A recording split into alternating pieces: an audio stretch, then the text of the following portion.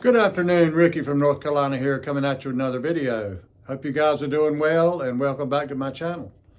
Today I thought I'd mix it up a little bit and show you a coin and a couple records. I have for you new guys on my channel, I have an extensive record collection that I've had for several years, and I thought I would show some of those. I've got a few coins laying around. I used to collect coins.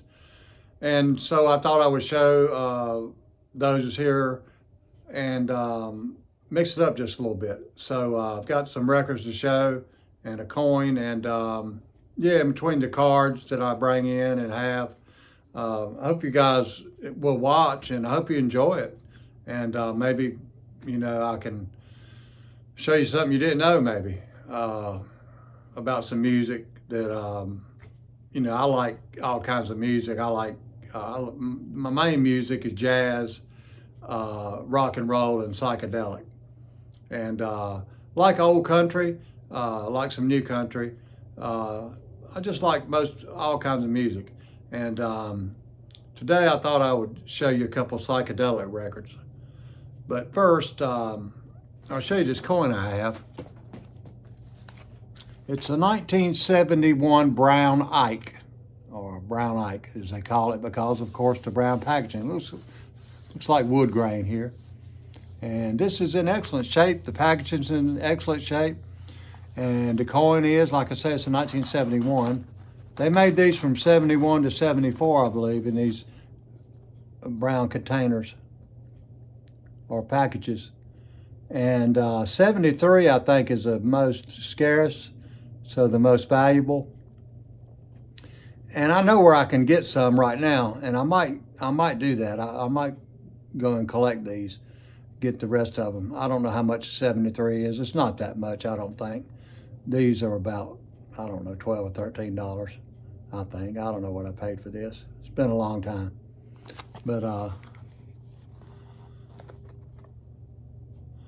you would notice that this is in very good condition. A lot of times the packaging here, the way it's packaged, it'll leave a kind of a filmy look on the coin, and also milk spots. It's what they call milk spots when they, I guess, wash the planchet and, if I'm saying this correctly, with soap and water and didn't rinse it off good, and it left spots on the planchet which got on the die, and left spots. And it kind of looks like milk spots. That's what they call them, milk spots. And it could cover a lot of the coin. It could be like salt on the coin. It could be bigger spots. And it brings down the, still uncirculated, but they could bring down the grade. Those under magnification, I'm sure that you're going to see some, like salt maybe, but you can't really see them from the naked eye. But anyway, it looks like it's a good looking coin.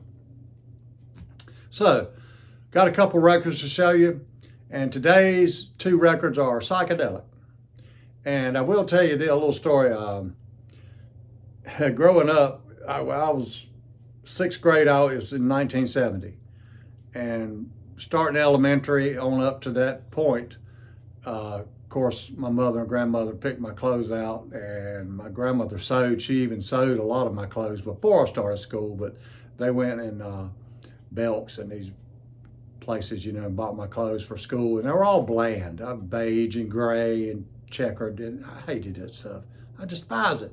Step up on this platform with mirrors around and look at it. Couldn't stand that stuff, man. Hate it down. I do. And so in 1970, when I was in the sixth grade, my mother started letting me pick my clothes out. I went haywire. I went downtown in Durham, North Carolina, and found this store that sold a lot of psychedelic stuff. I had lime green pants with fuchsia on it and red and all kinds of colors on it. I could go on and on.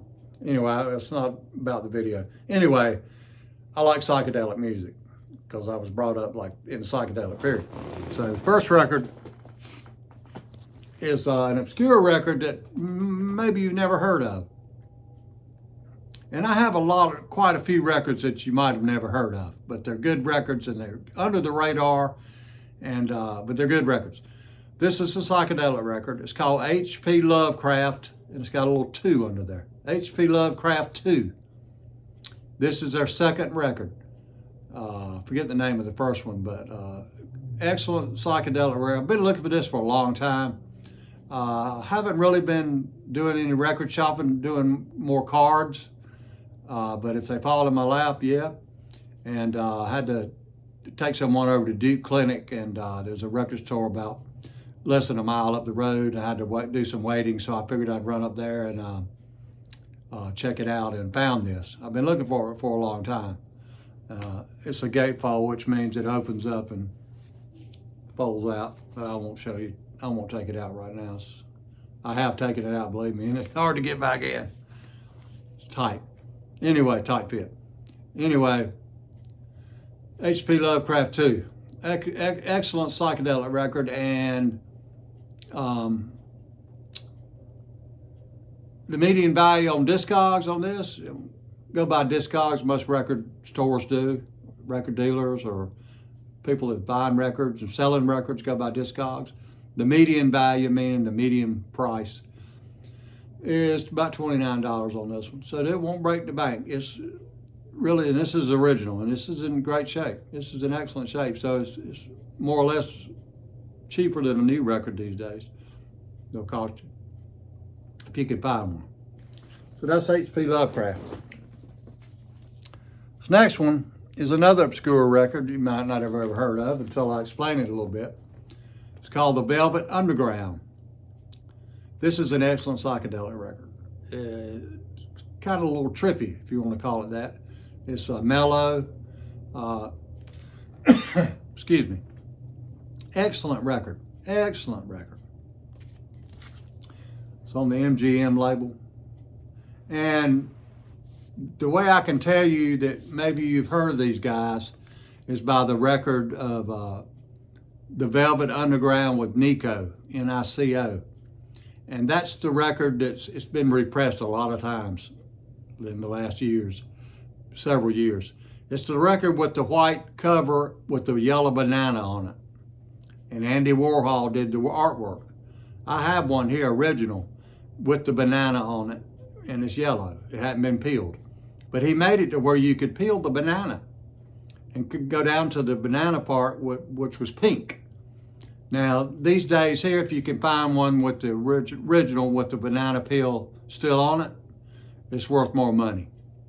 And there's some things going on the back that makes it a lot more valuable. I won't get into that, but you know, anyway, you know what I mean. Anyway, Velvet Underground, I think this is their second record, maybe their third. It might be their third or so. I'm not sure. I can't remember. Anyway, excellent record, excellent record. So if you see this, or they repressed it, I would think. Most of all these records that were excellent records, they repressed. You get them for what, $25, $30. Anyway, this is original, and the original goes for, the median value is around $169. So these guys are not cheap when you go to getting originals. So if you can find a repress, that would be your best bet to go. But thought I'd show you those two. And like I say, hope you enjoy that, and maybe learn something that you didn't know, and possibly know more. You might know more than I do about it. But anyway, I hope you enjoyed it and made it through the video. And with that, as always, I hope you enjoyed this video and enjoy the rest of your day.